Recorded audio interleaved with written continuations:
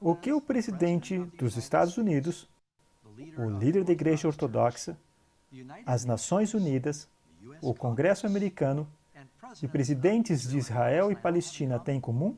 Bem, nos últimos meses, todos foram visitar o Papa Francisco, o líder da Igreja Católica. Sabe, amigos, parece que bem poucos cristãos hoje se lembram por que os protestantes protestaram. Deixe-me explicar. Esses últimos 2 anos foram bem notáveis para a Igreja Católica, começando com a surpreendente renúncia do Papa Bento XVI, alegando o mau estado de sua saúde como motivo. Mas muitos se perguntam se essa é a real história. Então, no dia 13 de 3 de 2013, o mundo observava em admiração a fumaça branca saindo da chaminé da Capela Sistina, e um cardeal argentino, Jorge Bergoglio, foi apresentado como novo Papa. Foi muito significante não somente para os 1,2 bilhões de católicos em todo o mundo, como sendo o primeiro Papa vindo das Américas, e o primeiro a se chamar Francisco. Mas foi especialmente alarmante aos evangélicos que este homem, aparentemente humilde, fosse o primeiro jesuíta a ser eleito Papa. Eu penso que isso tem implicações profundas.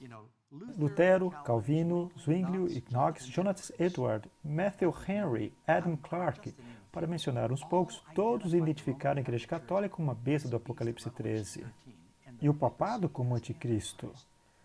Durante a Reforma, milhares de católicos se voltaram às Escrituras e descobriram a verdade acerca de Jesus. Infelizmente, hoje, a maioria dos protestantes evangélicos tem amnésia de história, todos esquecendo o que é que os separa do catolicismo.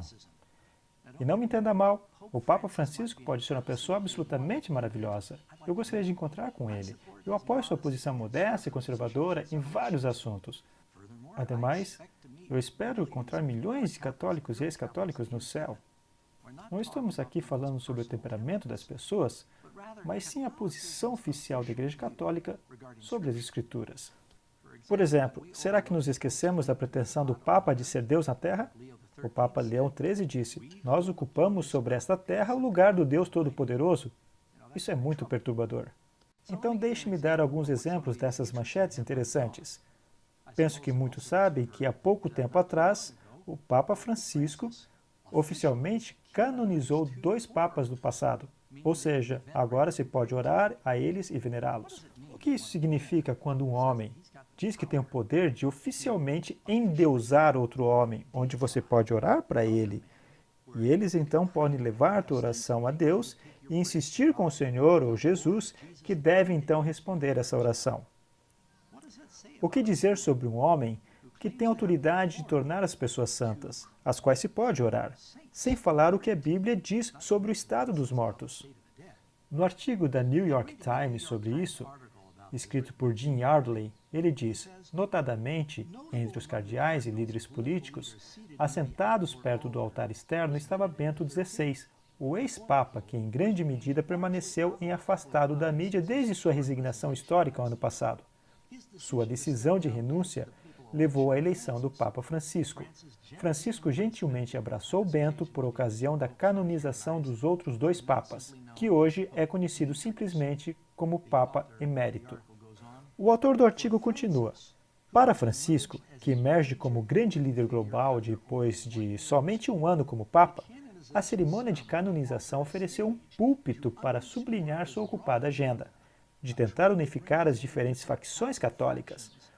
Ao ele se preparar para 2 grandes encontros nas quais se espera que o prelado toque em alguns dos assuntos sociais mais polêmicos que confrontam a Igreja Católica. Os 2 papas mortos são ícones dos 2 alinhamentos dentro da Igreja. E ao canonizá-los juntos, Francisco está enviando uma mensagem tanto política como religiosa. Aqui o autor está falando sobre o Papa João XXIII, que foi canonizado, e o Papa João Paulo II. Esses tiveram abordagens religiosas bem diferentes dentro da Igreja Católica. João XXIII é um herói para muitos católicos liberais, por seu 2º concílio do Vaticano no início dos anos 60, que buscou abrir a Igreja para a Era Moderna. Por outro lado, João Paulo II é um herói para muitos católicos conservadores, por causa de sua resistência aos elementos liberais dentro da Igreja. Ao juntar suas canonizações, muitos analistas comentam que Francisco buscou banalizar suas diferenças para tentar reconciliar divisão dentro da igreja e achar um consenso ao ele se preparar para os encontros conhecidos como sínodos, centrados no tema da família. Vai ser interessante acompanhar o que vai sair desse sínodo de família. Minha expectativa é que vão falar sobre a importância de santificar o domingo. Mais de 5.000 sacerdotes e mais de 1.000 bispos, líderes e outros dignatários de mais de 90 países se juntaram à multidão. O espetáculo foi transmitido por todo o mundo. Sabe, outro pensamento que me vem à cabeça sobre a canonização desses ex-papas? Eles, os católicos, chamam os papas de Santo Pai. Portanto, se você tem 2 ex-papas canonizados e se pode orar a eles, não cria confusão na cabeça dos católicos quando eles oram Pai Nosso que está no céu? Com qual deles estão falando? Talvez é por isso que Jesus advertiu dizendo que não devíamos chamar nenhum homem de pai, um líder religioso, porque temos um só Pai no céu, que é Deus. A Bíblia nos diz que não devemos orar a um homem. Você pode ler, por exemplo, em 1 Timóteo capítulo 2, verso 5, porque há um só Deus e um só mediador entre Deus e os homens, que é Jesus Cristo. Sabe, a ideia que estamos orando a ex-papas ou mortos não é bíblica. Esse também foi um evento interessante, porque nessa gigantesca missa onde esses papas foram canonizados, na verdade tinham 2 papas vivos canonizando 2 papas mortos. O Papa Benedito estava presente. Isso foi um evento muito interessante. Então, outra coisa que aconteceu recentemente é que o Papa fez uma viagem ao Oriente Médio. E parece que ele, de certa forma, se inseriu no processo de pacificação. E os Estados Unidos têm falhado em chegar a qualquer tipo de consenso entre os líderes de Israel e os palestinos. Então o Papa disse, deixe-me fazer um lance aqui. Então o Papa veio com grande pompa, ele visitou uma variedade de lugares santos e tem em mente que há muito significado nisso. Não é um acidente que o Oriente Médio representa os lugares mais sagrados da história, para os muçulmanos de todo o mundo, para os católicos, para os protestantes e para os judeus. Sua ida para lá tem muito significado e o Papa aparecendo em lugares como o Monte do Templo, onde está situado o Domo da Rocha, o lugar onde estava o Templo de Salomão, o lugar onde Jesus ensinava, onde os judeus gostariam de construir o templo outra vez. O problema é que, atualmente, tem um dos santuários muçulmanos mais sagrados lá, chamado Domo da Rocha. Mas sua presença lá e deixando ser fotografado me trouxe à mente alguns versos da Bíblia em 1 Tessalonicenses 5, a partir do verso 1. Mas, irmãos, acerca dos tempos e estações, não necessitais que vos escreva, porque vós mesmos sabeis muito bem que o dia do Senhor virá como ladrão de noite, pois que quando disserem a paz e segurança, então lhe sobrevirá repentina destruição, como as dores de parto àquela que está grávida, e de modo nenhum escaparão. Mas vós, irmãos, já não estáis em trevas, para que aquele dia vos surpreenda como ladrão. É por isso que deveríamos estar acordados, sóbrios e enxergar essas coisas que estão acontecendo perante nossos olhos. O Papa também se encontrou com os líderes da Igreja Ortodoxa Bartolomeu, o primeiro, o patriarca. Eu achei isso muito interessante. Ele é o líder de 200 milhões de cristãos ortodoxos. E tem havido uma separação dividindo a Igreja Católica da Ortodoxa por mais de 1000 anos. E estão buscando unidade. Assim, oram juntos várias vezes, conversam e planejam se encontrar de novo para descobrir como curar o cisma que aconteceu entre as duas grandes denominações. Em 2 Tessalonicenses 2, 3 e 4 diz, ninguém de maneira alguma vos engane, porque não será assim sem que antes venha a apostasia e se manifeste o homem do pecado, o filho da perdição, o qual se opõe e se levanta contra tudo o que se chama Deus, ou se adora, de sorte que se assentará como Deus no templo de Deus, querendo parecer Deus. Muito interessante. Se você voltar ao mês de março, o presidente dos Estados Unidos fez uma viagem especial à Europa, e ele também tirou um tempo e visitou o Papa. E diz aqui, e eu leio de uma reportagem da CNN, o presidente Barack Obama deu ao Papa Francisco uma caixinha de semente, um símbolo de seu primeiro encontro, provendo um novo começo de relações entre a administração e a liderança católica, depois de anos de relações esfriadas. Porque a posição do presidente Obama em certos assuntos sociais, como aborto, está bem fora da sintonia com a posição da Igreja Católica. E assim estão tentando reconciliar isso.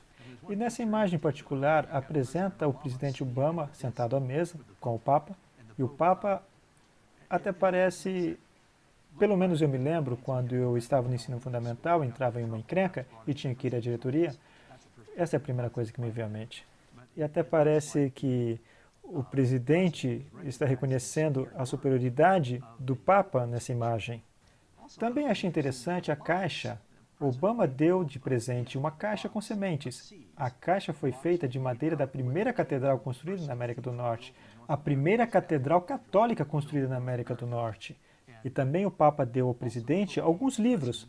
Aqui diz que lhe deu 2 medalhas, uma simbolizando a necessidade de paz e solidariedade entre os 2 hemisférios e um exemplar do livro A Alegria do Evangelho, um livro escrito pelo Papa Francisco que apela a uma nova era de evangelismo e uma nova atenção aos pobres. Isso me lembra de uma citação muito significativa que se encontra no clássico livro chamado Grande Conflito, e ele se encontra na página 588. Os protestantes dos Estados Unidos serão os primeiros a estender as mãos através do abismo para apanhar a mão do Espiritismo. Estender-se-ão por sobre o abismo para dar mãos ao poder romano, e sob a influência dessa tríplice união, esse país seguirá as pegadas de Roma, desprezando os direitos de consciência. Pouco a pouco, você vê mais credibilidade e mais reconhecimento sendo dado à Igreja de Roma. Agora você junta esses eventos com algo mais que aconteceu há aproximadamente um mês. O Papa se encontrou com líderes das Nações Unidas e diz: Francisco escolheu um encontro com oficiais das Nações Unidas para endosar o que ele chama de a legítima redistribuição de benefícios econômicos pelo Estado, bem como a indispensável cooperação entre o setor privado e a sociedade civil. O autor desse artigo foi um pouco ousado, diz aqui, parecendo sancionar o que chega a ser redistribuição forçada. Francisco lamentavelmente cedeu sua autoridade e se tornou o que parece ser um político de batina. E sabem o que diz em Apocalipse? Que esse poder do anticristo, seja lá quem for, tem alguma coisa a ver com a economia, porque chega ao ponto de você não poder nem comprar nem vender, a não ser que receba aprovação desse poder. Por isso eu penso que isso é interessante também.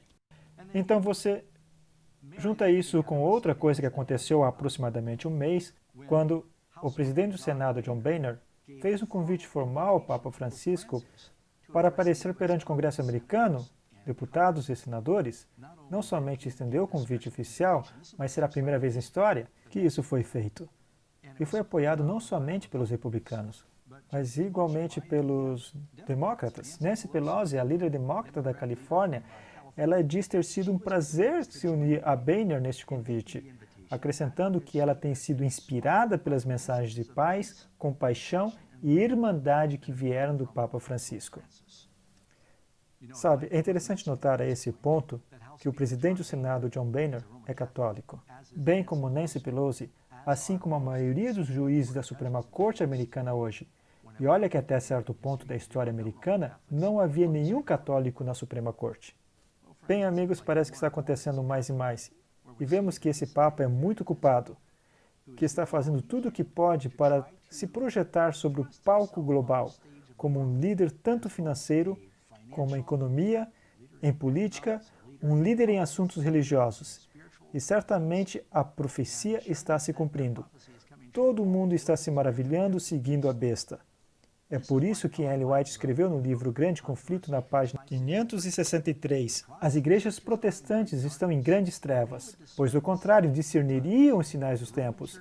A Igreja de Roma emprega todo expediente para estender a influência e aumentar o poderio, preparando-se para o conflito feroz e decidido, a fim de requerir o domínio do mundo, restabelecer a perseguição e desfazer tudo o que o protestantismo fez. Amigos, se eu pareço empolgado é porque de fato alguma coisa está acontecendo. Eu não sei se em toda a minha vida